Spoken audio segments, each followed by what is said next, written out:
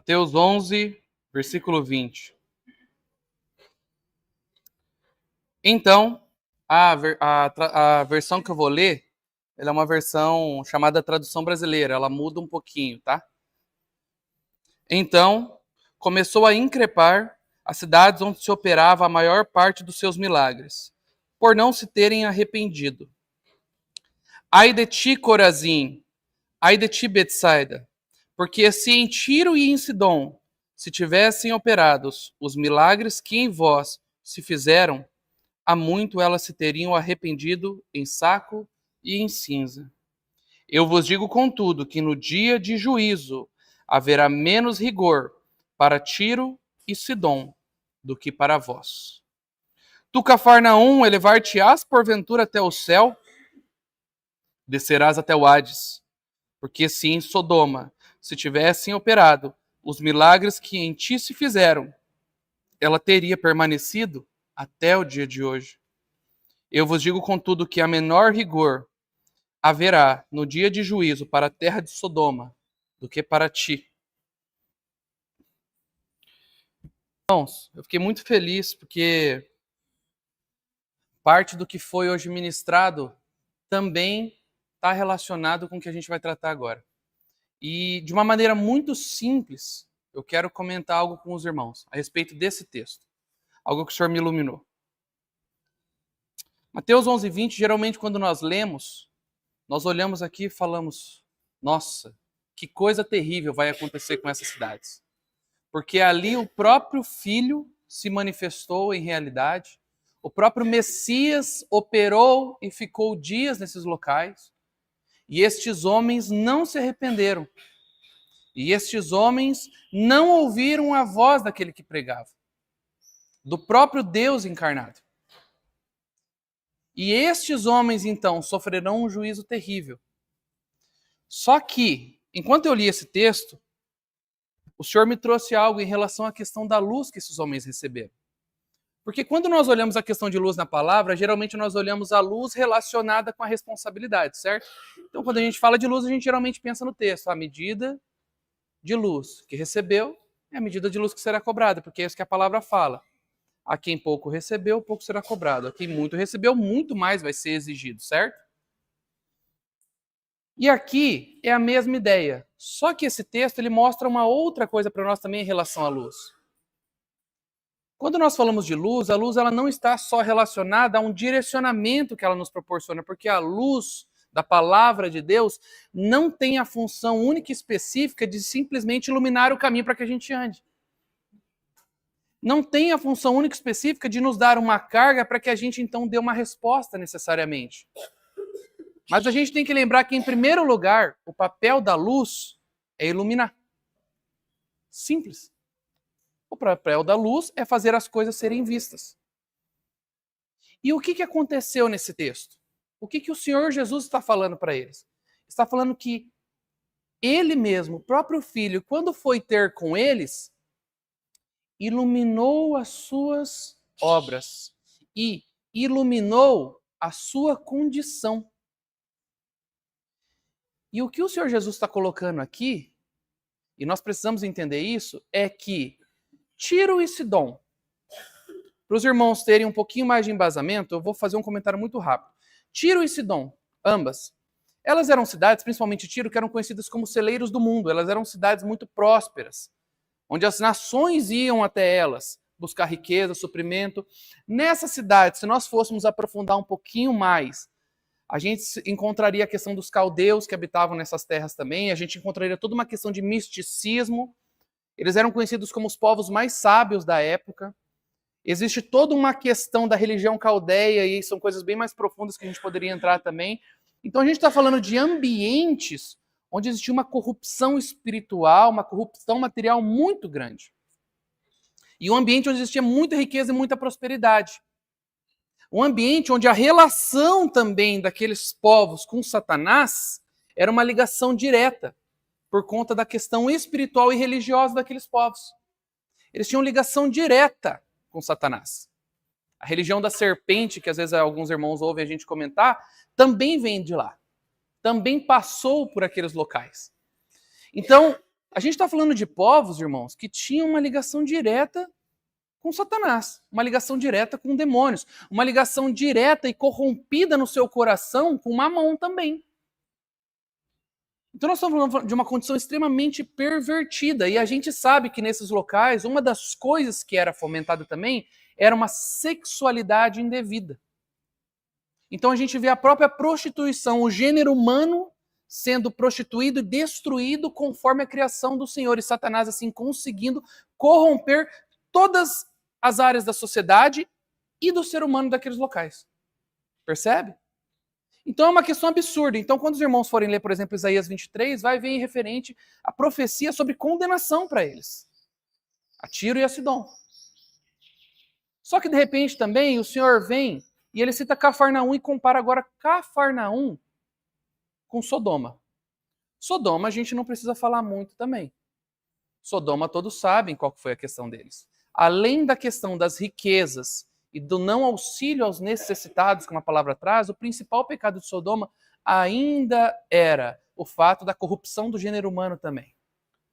Ainda era o fato das relações indevidas, a corrupção da sexualidade, homem e mulher. E aquilo era podre às narinas de Deus.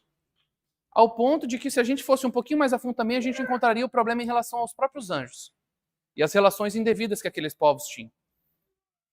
Então a gente começa a identificar uma corrupção muito absurda. Só que a gente, de repente, olha para Cafarnaum e vê Cafarnaum sendo tratada como quem receberia um juízo pior do que Sodoma. E aqui que é onde o Senhor salta uma questão em relação à luz.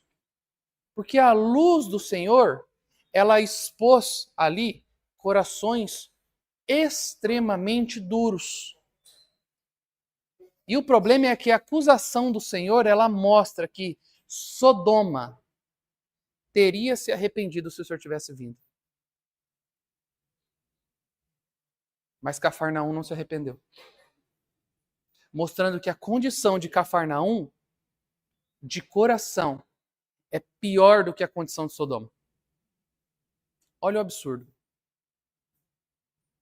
Quando a gente olha para Cafarnaum, se a gente for olhar, por exemplo, a gente vai para o início de Mateus, lá para o capítulo 4, a gente vai ver que Cafarnaum, Betsaida, todas essas cidades, elas foram tidas como abençoadas e profeticamente foram anunciadas que receberiam o Messias.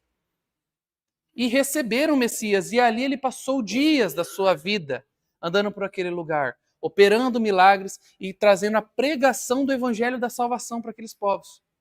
E mesmo assim eles negaram. E que a dureza deles era maior do que a dureza de Tiro, do que a dureza de Sidom e do que a dureza de Sodoma.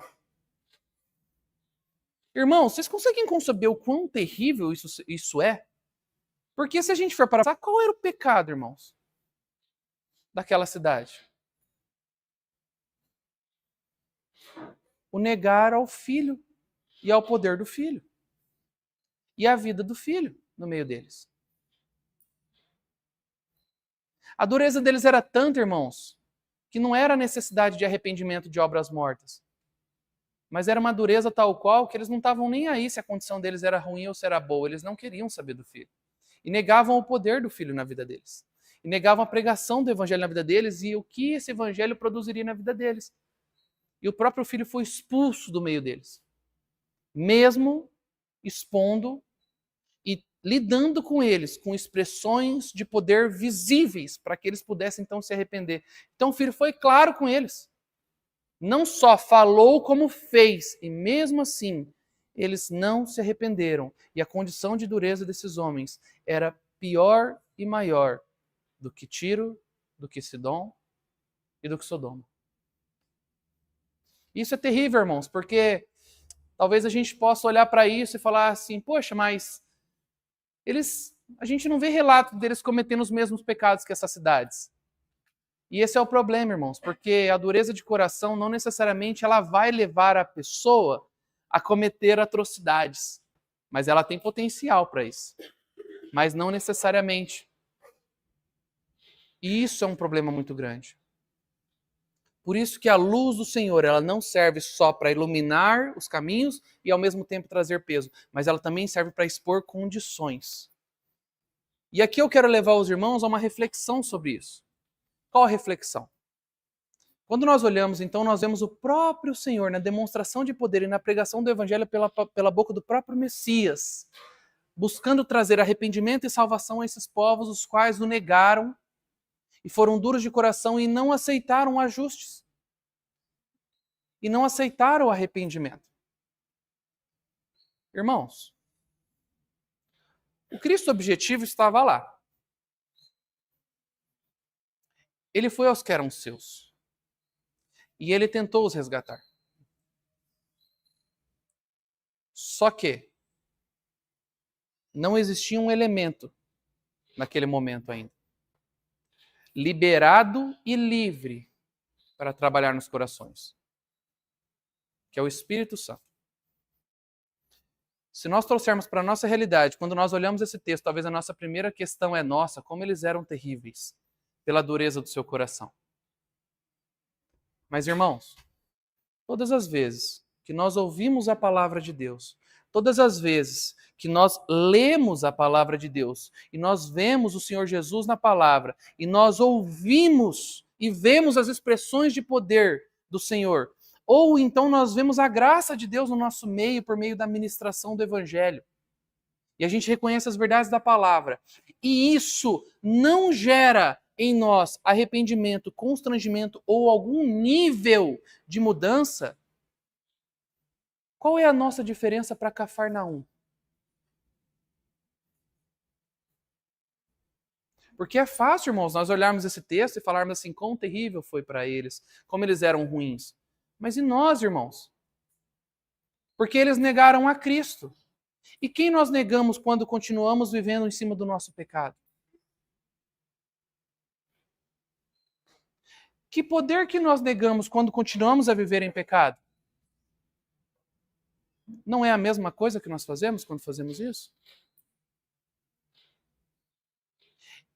E isso precisa servir, irmãos, para expor o nosso coração diante de nós e diante do Senhor. A luz do Senhor precisa, ao ler um texto desse, ministrar e iluminar a nossa própria vida.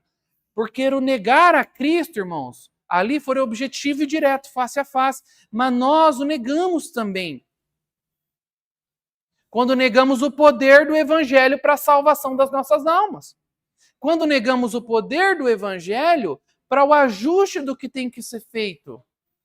Quando negamos o poder do Evangelho para vencer os nossos pecados. Quando negamos o poder do Evangelho e o poder do Espírito Santo para expressar cargas espirituais de poder que o Senhor quer nos dar. Então, nós negamos a Cristo muitas vezes diariamente, em diversas áreas. Nós negamos a Cristo procurando Ele na reunião. Quando nas nossas próprias vidas tem um bloqueio e nós não permitimos que o poder do Senhor seja visto e negamos o poder dele na nossa própria vida. E negamos os dons do Espírito Santo na comunhão com os irmãos. E isso é a mesma coisa que negar o poder de Deus, vindo pela vida do próprio Cristo no meio nosso, ou não? Ai de ti, Corazim, ai de ti, Betsaida, ai de ti, Cafarnaum. Elevarias tu até os céus? Descerás até o Hades. Então, irmãos, nós precisamos aumentar o nosso senso de responsabilidade com a luz do Senhor na nossa vida. Porque neste momento, aquele que era a luz do mundo, neste momento, quando ele falou essas palavras, ele expôs as condições de dureza dos corações dos homens em receber a ele. E se isso, irmãos, foi escrito para a gente, isso precisa falar conosco e expor também a nossa condição. Isso precisa expor a nossa condição. Senhor, aonde eu nego a tua vida na minha vida? Aonde eu nego o poder da tua obra na minha vida? É no momento que eu escolho não tomar a decisão que eu devo tomar por medo? É no momento que eu escolho ter medo ao viver pela fé? É o momento que eu escolho ter medo a desfrutar de uma realidade espiritual que o Senhor me prometeu, mas é difícil avançar para aquele ponto? O abrir mão se torna difícil. O ler a palavra e ver o poder do Espírito Santo e desfrutar disso e liberar isso no meio dos irmãos se torna difícil. Isso é negar ao poder e ao próprio Filho. Isso é dureza de coração e dureza no espírito. Isso é a alma controlando, por meio dos seus medos e dos seus bloqueios, tudo aquilo que existe potencial em nós para ser liberado por meio do Espírito Santo. Por conta de uma vida vitoriosa que habita em nós, que é o próprio Cristo. Então, se o próprio Cristo habita em nós, tudo que exala e tudo que tenta exalar dele, ou que exala que não é dele, é negar a ele, em alguma medida. Entende? Por isso que eu falo para os irmãos, de a gente olhar para esse texto na perspectiva para a nossa vida, de entender o papel da luz na exposição do nosso próprio ser. E uma vez, irmãos, vendo isso, o posicionamento e o entendimento e convicção para dar os próximos passos. Porque hoje o Senhor nos convoca a arrependimento e a ajuste. Enquanto existe tempo, e existe ainda tempo, agora é tempo. Amanhã não, porque o amanhã não existe. Então, hoje é tempo, quando nós olhamos para essas coisas, de falar, Senhor, aonde são essas áreas? De fato, irmãos, talvez tenham coisas que são muito claras. De fato, Senhor, eu não um limite que está sendo colocado. Existe alguma coisa que está sendo colocada no meio do caminho que não está permitindo que saia. É o que, irmãos? Eu posso falar que, em primeiro lugar, olhando para esse texto, é a dureza. Em primeiro lugar, irmãos, é dureza, é cegueira. É o próprio Cristo habitando em nós e nós o negando. Qual é, irmãos, a recompensa daqueles que negam a vida do Senhor na sua própria vida? Qual é a recompensa que receberá aqueles que não aceitarem que a vida do Senhor exale, que a vida do Senhor apareça, que o seu espírito seja cheio e o seu espírito agora se unindo à sua alma, vá transformando essa alma e vá carregando ela de pesos de glória? Qual é a consequência daquele que não permite que isso aconteça, irmãos? Qual é a recompensa para estes que a sua alma permanece do começo ao fim, tendo domínio, controle e razão? Se não, ser levado até o Hades. Mas qual departamento? Percebe? Então, irmãos, nós precisamos olhar para esse texto e o nosso coração ser exposto. A luz fazer o papel da exposição. De a gente entender que nós olhamos e falamos, poxa vida, Cafarnaum negou a Cristo. Mas nós o negamos, irmãos. Quando aceitamos fazer o que sabemos que não deveria ser feito. Quando não tomamos as decisões que deveriam ser tomadas. Como disse o Fábio hoje, quando nós vivemos sem olhar para aquilo que nos traz esperança e para a perspectiva do nosso futuro, que não é enriquecer, que não é crescer, que não é ser bem-sucedido, que não é ter uma família bonita, que não é nada disso. Que é habitar com Cristo nos céus. Todas as vezes que nós vamos vivendo a nossa vida sem essa perspectiva, irmãos, isso também faz parte e contém aspectos do negar a Cristo. Percebe? Então, irmãos, o nosso coração precisa ser exposto a essas verdades. Para que a gente veja as medidas que precisam ser ajustadas na vida de cada um. E todos nós, em alguma medida, irmão, sempre vamos ter algum ajuste. Todos nós, em alguma medida, vamos ter aquele pecado que nós vamos ficar carregando e falando: poxa, Senhor, me perdoa, poxa, Senhor, me perdoa, poxa, Senhor, me perdoa, e vai ficar naquele ciclo. Mas até quando vamos negar o poder de Deus e nos libertar do domínio do pecado? Porque de fato ele prometeu e tem poder para isso. Porque então vivemos sobre o jugo dessa força opressora que surge em primeiro lugar na nossa alma e no nosso corpo. E suplanta o poder que sai do Espírito para a libertação do domínio do pecado. Precisamos encontrar no Senhor essa verdade. Precisamos ter os olhos abertos pelo Senhor e buscar avidamente no Senhor a libertação do domínio do pecado. Agora, se o assunto não é pecado, irmãos, e se o assunto é enchimento, se o assunto é um controle do Espírito na nossa mente, trazendo sanidade à nossa mente, trazendo saúde ao nosso físico, percebe? Pode existir outras áreas que o Senhor quer trabalhar. Suponho eu que todas elas, em alguma medida, a gente tem algumas coisas. Sem exceção. Suponho eu porque eu também tenho, e eu também sou feito igual vocês, nasci igual vocês em condição de pecado, conheci o Senhor, e também estou na mesma caminhada que vocês. E essa palavra, em primeiro lugar, ela estava falando comigo, quando o Senhor mostrou. Então, irmãos, essa palavra, ela fala conosco. E o problema é que muitas vezes, irmãos, o que acontece é que nós olhamos para a Bíblia, e a gente olha para textos e olha para as coisas, e a gente pensa no próximo. E a gente pensa objetivamente naquilo que a gente está lendo. E a gente esquece que tudo o que foi inspirado pelo Espírito Santo e foi sustentado pelo Espírito Santo ao longo desses anos para chegar até a nossa mão foi trazido, sustentado, inspirado e preservado para a nossa própria instrução e salvação. Então eu não olho para o outro quando eu olho para a palavra de Deus, eu olho para mim. Quando eu olho essa lição, eu não olho para... Isso é comentado por aqueles povos, por aquela população que está... 45 a 48.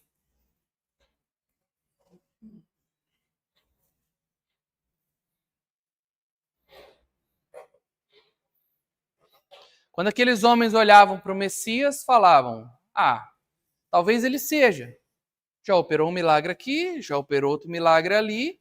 Será que ele não é o filho de Davi? Como versículos antes, isso é comentado por aqueles povos, por aquela população que estava ali reunida em torno do Senhor. Eles comentaram: será que não seria ele o filho de Davi? Já tinha operado 2 milagres. Então, 2 milagres específicos messiânicos. É claro que ele tinha operado muito mais milagres. Então, quando eles olham aquilo, eles até supõem que pode ser. Mas na dureza do seu coração, vida que segue. Vida que segue. Vamos fazendo as nossas coisas. Talvez não seja. Jesus. Lucas 12:45. Mas se aquele servo disser no seu coração: meu senhor tarda em vir, começar a espancar os criados e as criadas, a comer, a beber e embriagar-se, virá o senhor daquele servo no dia em que não espera e na hora em que ele não sabe, e o cortará pelo meio e lhe dará parte com os infiéis. Aquele servo que soube a vontade do seu senhor e não se preparou, nem fez conforme a vontade de seu senhor, será castigado com muitos açoites. Aquele, porém, que não a soube e fez coisas que mereciam castigos, será então punido com poucos açoites. E aqui é geralmente onde a gente se apega quando a gente trata de luz também. A gente fala: bom, tive pouca luz, poucos açoites, tive muita luz, muitos açoites. O problema é, irmãos, que para nós que somos filhos de Deus, nós temos Cristo. E a mensagem do Evangelho é a libertação do pecado. A mensagem do Evangelho é a salvação das nossas vidas. Então, a todos aqueles que foram salvos, não existe desculpa quando o assunto é transformação, é metanoia. Não existe desculpa, irmãos. Mas eu recebi menos luz. Você recebeu menos luz em relação ao quê? Você não sabia que inferno e céu poderia ser algo mais do que só inferno e céu? Todos os que conheceram o Evangelho sabem que o Evangelho, a mensagem dele, é a salvação para um mundo caído. E que todos os homens estão fadados a irem ao inferno, porque nasceram em pecado, estão em pecado e só merecem o juízo de Deus. Mas Cristo veio ao mundo para que o juízo não caia sobre nós. Porque o juízo caiu sobre ele naquela cruz. Essa é a mensagem do Evangelho da salvação. A salvação daqueles que crerem nele. Uma vez que eu recebo essa mensagem, preciso viver por ela. Então todos são indesculpáveis. Todos os crentes no Senhor são indesculpáveis em relação ao assunto da transformação das suas vidas. Porque o Evangelho é poder de Deus para a transformação das nossas vidas, para a transformação das condições pecaminosas que nós temos. Então, todos aqueles filhos de Deus que vivem em pecado, irmãos, que vivem, olham para a palavra, veem o poder de Deus e não conseguem desfrutar disso na sua própria vida, irmãos, todos esses, irmãos, são, irmãos, indesculpáveis diante do Senhor. Não é saber o que é Hades e Sheol que vai definir alguma coisa. Mas é, em primeiro lugar, ter recebido uma única vez o Evangelho de salvação, ter crido no Senhor Jesus, ter se arrependido dos seus pecados e ter tido uma mudança na sua vida, porque aí ali o Senhor deposita a chama do Espírito Santo no seu espírito. E uma vez que acendeu, já vai iluminar. E uma vez que ilumina, já vai começar a transformar. E uma vez que começa a transformar, as opiniões começam a mudar. Então não existe desculpa para nenhum de nós e nem para outras pessoas de outras congregações, nada, irmãos. Conhecer o Evangelho, irmãos. O Evangelho é poder de Deus para a salvação das nossas vidas. Conhecer o Evangelho não tem desculpa em relação a isso, diante do Senhor. Ou seremos como Cafarnaum, como Betsaida, ou então acolheremos a palavra. Permitiremos que a palavra nos transforme e que a vida do Senhor seja experimentada, porque Cristo habita em nós. E a gente fala isso de domingo a domingo, a gente fala isso de domingo a domingo. Mas muitas vezes nós mesmos ficamos vivendo como derrotados.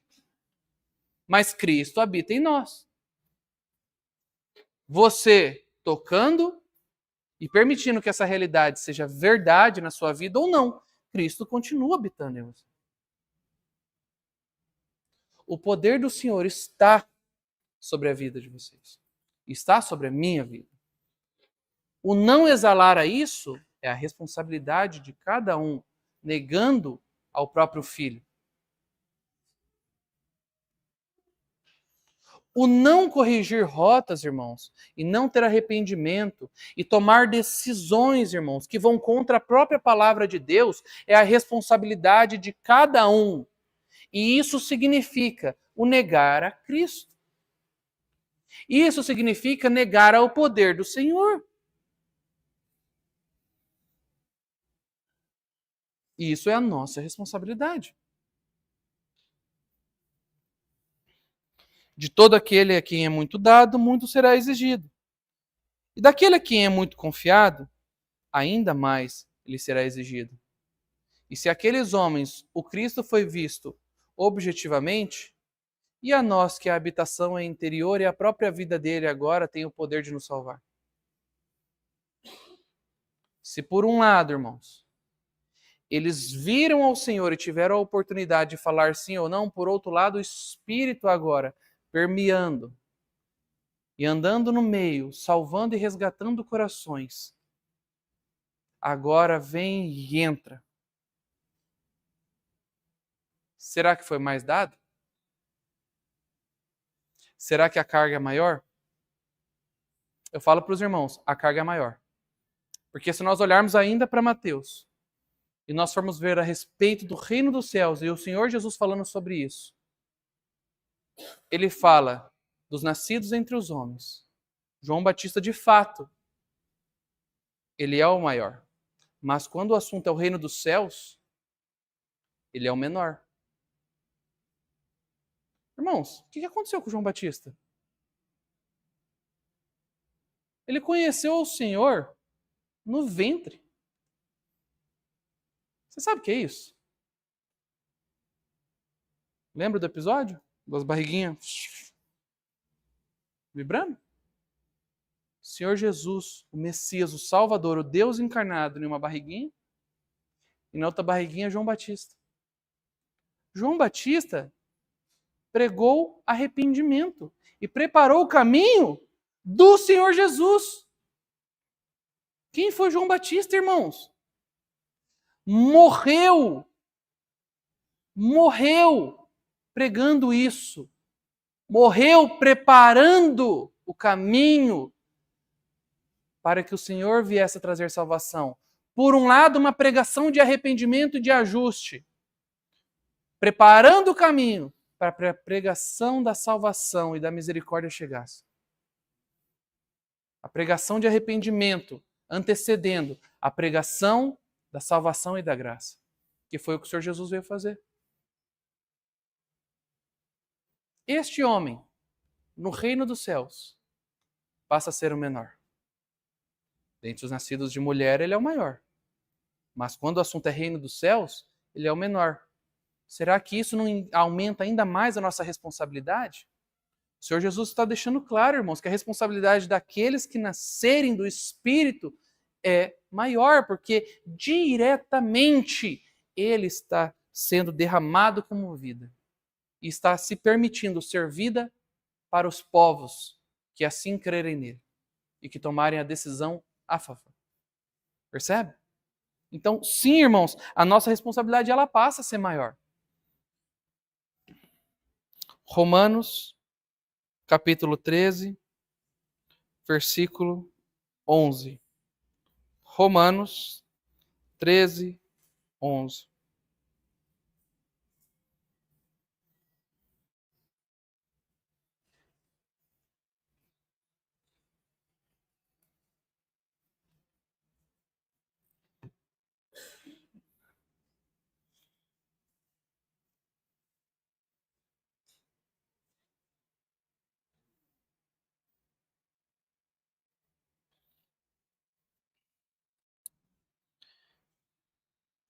E digo isso a vós outros que conheceis o tempo. Já é a hora de vos despertardes do sono. Porque a nossa salvação está, agora, mais perto do que quando, no princípio, cremos, diz o Espírito Santo. Vai alta noite, e vem chegando o dia. Deixemos, pois, as obras das trevas, e revistamo-nos das armas da luz. Andemos dignamente, como em pleno dia, não em orgias, não em bebedices, não em impudicícias e dissoluções, nem em contendas ou sequer em ciúmes, mas revesti-vos do Senhor Jesus Cristo, o nosso Messias. E nada disponhais para a carne no tocante às suas concupiscências. Uma vez que nós entendemos que o Senhor expõe, então, com a luz dele, a dureza do nosso coração,